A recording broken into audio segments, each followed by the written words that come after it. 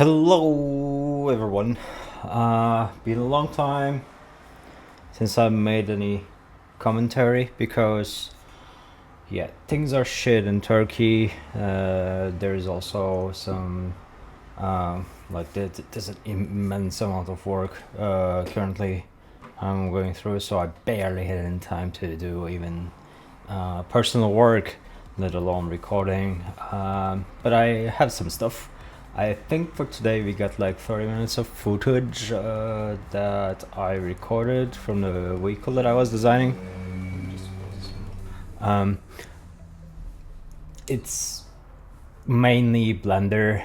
I also did some sketches, but I don't know if I actually have recorded them. But we will see. I'll be just blind jumping into the recordings. I just put them all together in Premiere, and I will just do my commentary on it while we are running the video. This is the vehicle that I imported from Gravity Sketch to Blender, and here I am right now just playing around with the silhouette a little bit, because like I said before, nothing is really cast in stone yet in the design, so there's still enough room for us to play around and see what we can come up with, and if there will be some happy accidents or anything that we can just implement and move on with. There's a lot of pixel vertex pushing here. Nothing that I'm sure that you guys are not familiar with. It's mostly about polishing, like how the upper body can be nested on the lower part of the car. And there was a lot of like empty areas, like the holes and stuff, that I had to somehow figure out a way to close those holes and clean it up.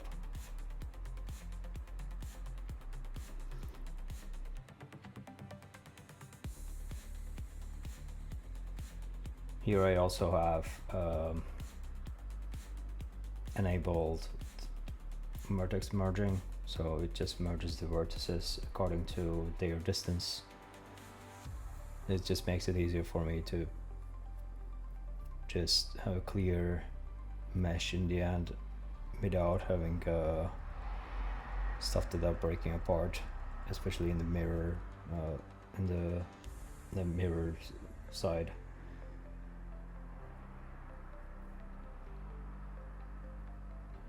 Continuity is also important, and like how the way that the things are being implemented together should somehow match. Like it shouldn't look unnatural or as if it's being clipped. That's what I was actually trying to achieve here when I was putting this part underneath. I mean, it's for sure is going to be somehow clipped, but I wanted to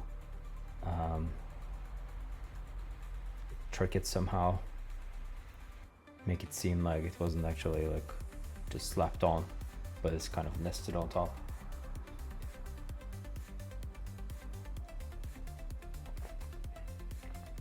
Yeah, this part is like your usual pixel pushing, but still it's always good to see this stuff either in what was it called, in matcap, like in Zebra Studio Light, or somehow having like a very reflective material on the surface can also help you to double check the flow of the lines, flow of the surface, which is important because like it's gonna go under the light, like whatever we see out there, this phone or like the earpod case, whatever there is, are reflecting lights, and that's how we perceive the products, and that's what matters actually a lot. For concept art case, it's not that important, because in the end, like, it's gonna go through a lot of process after this. Like, it's gonna go to the 3D artist or some like hard surface modelers and stuff, just to polish the model that you send out. But still, it's good to have that control, otherwise it can be perceived differently by the other people, because there's a lot of variables. We're working with people, so we have to be as clear as possible on what we want to achieve. As you can see here, like the frontal part was too flat for me, so I just wanted to have some complexity there. I wanted to still keep this aggressive feeling, but still sleek. Still playing around with sharpness of the edges, and there's a lot of like creasing and stuff. I sometimes switch back to the render mode just to see how it's actually looking like in proper light and shadow relationship. Yeah, the upper part was also like had a hole underneath. It's easier to fix in Blender, especially like if you export from Gravity Sketch directly as a Blender file. It comes with the modifiers. It's not like you have to remodel stuff. Before, I don't know when that update came in, but yeah, before that we could only export in OBJ or FBX or something like that. There was no blend option. Right now with the blend option, everything's like way easier for us to edit after we export from Gravity Sketch, which is great. Still, like, something to point out that this is still not the final product. After this we will have another pass, but this time it will be on Fusion 360, which is like a CAD software. It's widely used for the like engineering industry, or still it's still used by the industrial design, depending on what sort of stuff that you're going to model. It's not great at the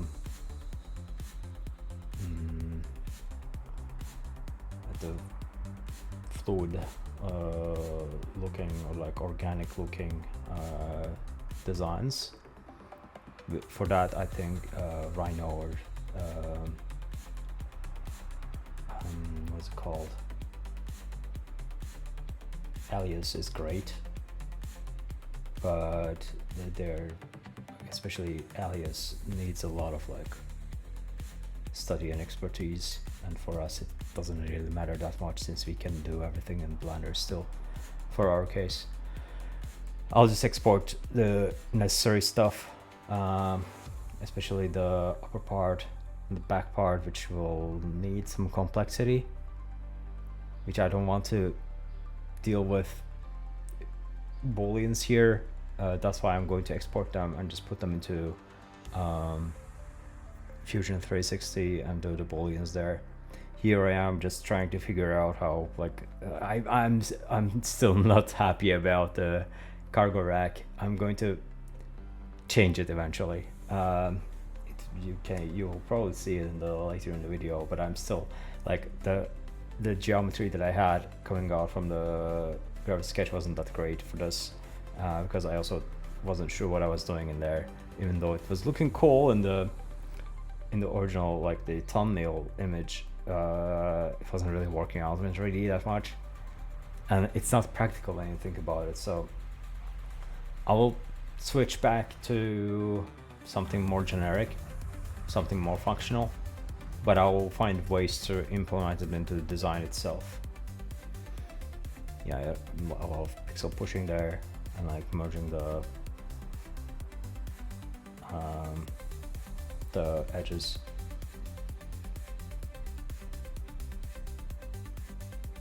Yeah, from the side it actually looks great, but when I turn it, it looks too like protruded on the side, so I'm trying to make it slimmer still.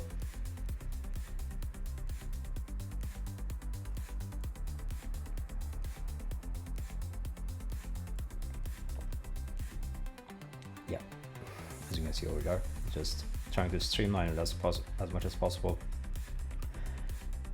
The other thing to remind yourself when you're doing subdivision model is to keep the subdivisions as simple as possible, because otherwise it might get out of hand very quickly. At least in this one you can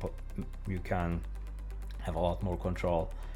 Unlike Gravity Sketch, both of them are like different softwares, and both of them have their own capabilities by itself. Just doing stuff in VR like this, it's amazing.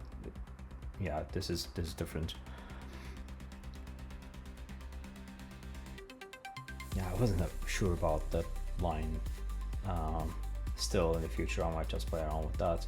I don't think I will put this into Fusion, because if you put stuff into Fusion and bring them back, you cannot really edit them that well in Blender, because you lose all your modifiers, of course. So there can be some back and forth between, but better to fix everything in the first stage, like nail them in Blender. But I don't think that the part below is going to go through any touch-ups in 360.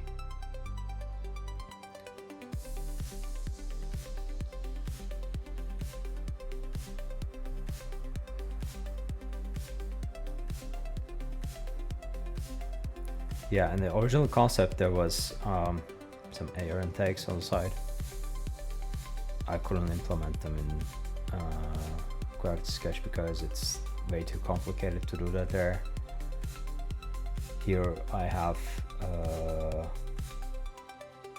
lot more things that I can try out and see if they work or not. See, it's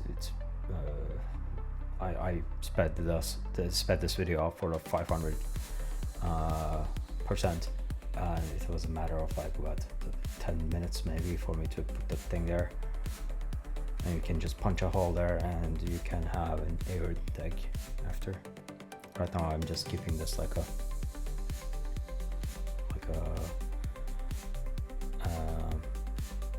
surface difference.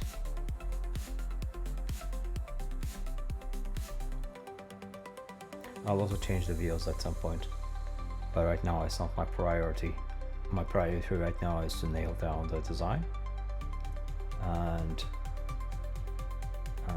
just lock them in, especially the upper part, because the upper part is going to be the first thing that will go to Fusion 360.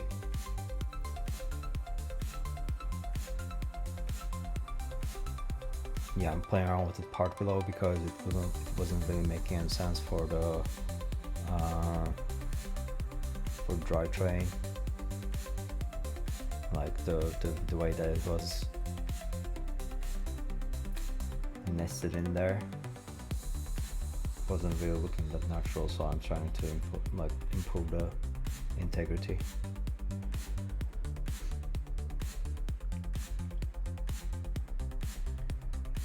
Yeah, another video here.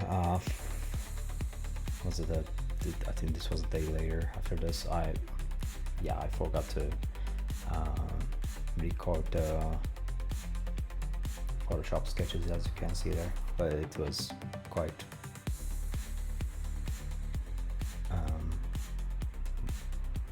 like usual stuff. You just take the screenshot, paint over. Nothing really big, but I will for sure shoot a video of that process as well. I'm just playing with the screen size, it's just a mess there. I also opened up the references that I had a mirror for the cargo rack, just because I want to do something more believable and functional. So it's better to use those references.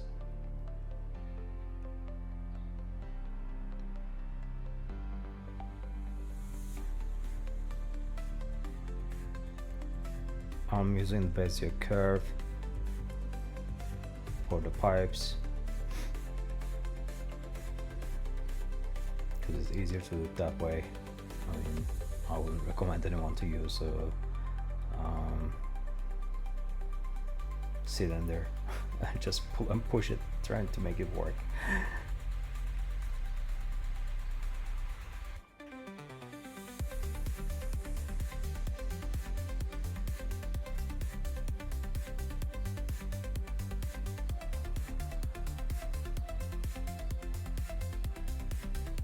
I wanted to implement into the design, so I want to cover the back part, like at least 25% of the upper section of the vehicle, to have that so that it can represent what it's actually made for. So eventually I think this will be the part that's going to take a lot more attention than the other parts, especially when you load it with a cargo. I want to show that this thing actually carries the cargo and it was built for this. I just don't want to hide the cargo there because it has to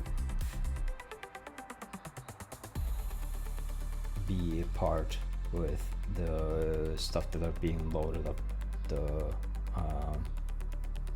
on the cargo rack.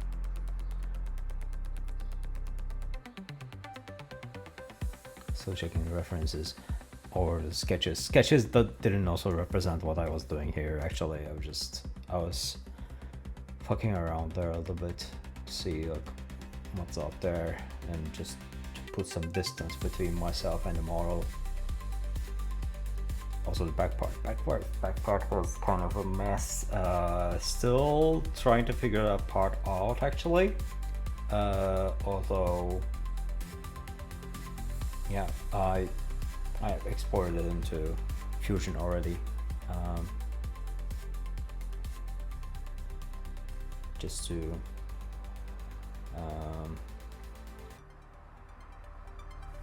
just to make it easy for me to do the edits, and it was also problematic when I imported it there, but that's another story. I'll explain that in the next video. Yeah, I'm playing around with that part because that geometry was a stinking mess, so I'm just rebuilding it in Blender. It's way easier here, and I kind of have simplified it too, and also integrated it better into the rear part of the design. You can see the messy meshes up there. I just got rid of them.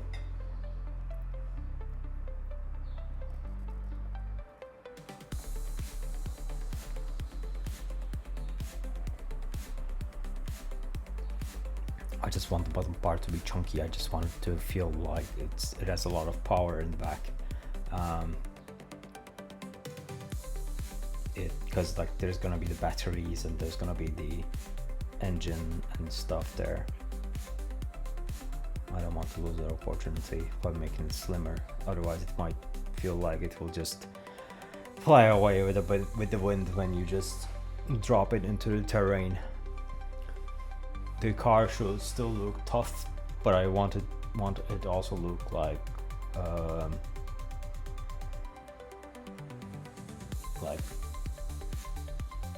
clean, aggressive, and like minimalistic. Now I'm playing around with the back part here of the upper section of the vehicle.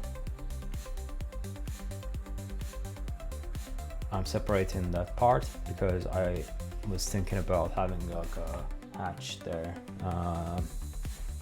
just so you can access some circuits or some electronic parts. Just to remind you that this is not a manned vehicle. So the stuff that you are going to access on the upper part is mostly going to be the electronical mumbo jumbo and maybe some extra cargo section. These are going to be the tail lights. Yeah, I'm trying to implement the stealth fighter elements over here. This kind of works here, but like I mentioned before, this is going to go to Fusion 360 anyways. So this is just a very quick way for me to visualize on how it might actually look like if I put into Fusion 360, because you will probably see how Fusion 360 works. It's not this fast, and you should somehow pace yourself when you're designing stuff. It should be fast, relatively slow, fast, slower, just so you can give yourself some space to think about the design itself. Fusion 360 in its nature is not built for making stuff fast, rather make stuff with precision. Somehow I found some ways by putting some shortcuts, that's necessary shortcuts that I always use, and by using some 3D mouse and stuff, it just made things easier for me to do there. But still, it's way too slow than Blender. So it's if you're in a rush and you have to deliver something really fast in all time, which you can also like finish with the Photoshop touch-ups in the end, Blender is the way to go. Just add those details in Blender and ship them. But if you would like to add more details into a design, or if you need some time on thinking about the small itsy-bitsy details of the design itself, I think Fusion gives you a lot more control, because in the end, like, you're spending more time on thinking, but also you're not spending time on fixing up freaking polygons.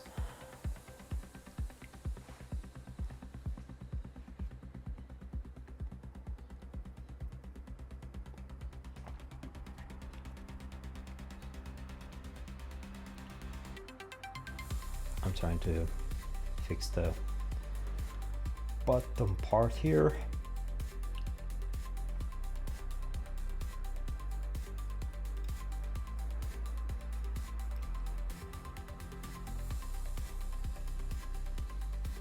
Soft selection is also a good tool to have general changes in the design of the silhouette, so I generally use it. Also trying to figure out like if I can move the front tires on the inside the drivetrain, or should I keep them outside? If I keep them inside, it looks so like squished, so it just doesn't really look nice. It's not like the thumbnail image there, so I decided to keep them up the outside in order for me to just not to have them in the same like squish sense. I just had to make the front part like way larger, and that's something I don't want to do actually, since I nailed 90% of it now. Sorry.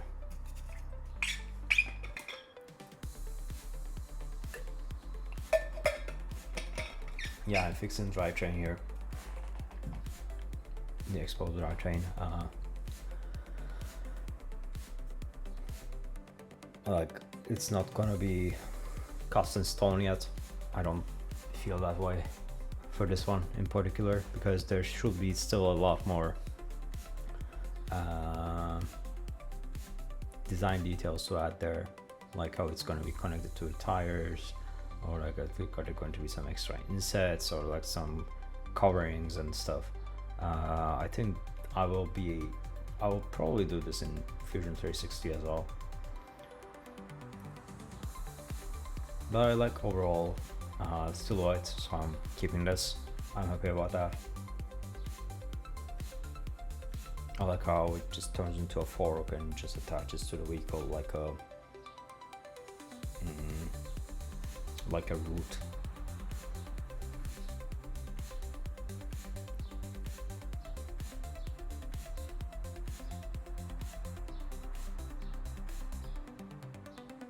I'm trying to further integrate the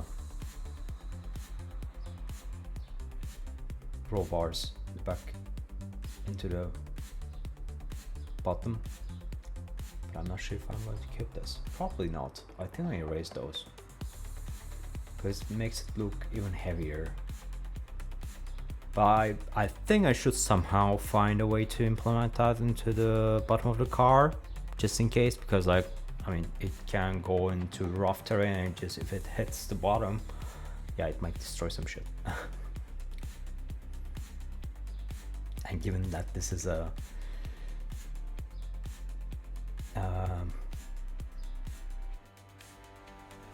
yeah, this is a like a automated vehicle, I don't want it to go through any weird problems while it's on the way to deliveries and stuff, because it will be difficult for people to just fix it if it gets stuck somewhere or gets damaged. Maybe I should also think about it as well. Maybe we can just make a drone later, or maybe like a carrier drone that just can carry people, or like maybe a robot or something to just go and locate this and just do some fixes on the way. Food for thought. Maybe we can just keep this for later. So I'm just playing out, going around a little bit and see how it still looks like under the light, and just I think it's fine right now. So this was it for today. In the next video we will be covering Fusion 360 a little bit. We will be putting everything in Blender again, just to see how they will stick together. If it won't stick well together, we will have to go back again, but yeah, this is the nature of the work. But on the way we will probably just do like a bunch of back and forth, just to see how things will look like when they're merged. So thank you guys for watching, and I realize that I keep forgetting to say that please like and subscribe. I think it's required for every video to remind people this. We are right now 53 awesome people, so I really appreciate this, and I hope we will increase our like the people around us and just create this like awesome community eventually, just so we can learn from each other. Yeah, thank you for your time. I hope this 30 minutes plus has been useful for you all, and I hope it was kind of inspiring as well. Yeah, wishing you guys a great day and great, probably a long weekend, and happy 1st of May for everyone who are putting a ton of effort into their work and working for hours in their life, and just yeah, hopefully everyone's getting what they deserve during their 8 hours plus of their time of the day. it's tough out there. I hope everyone's happy, or everyone will be happy with their day job, and like, yeah, wishing you guys all like the best. Yeah, happy 1st of May, and yeah, we'll see you all soon. Ciao.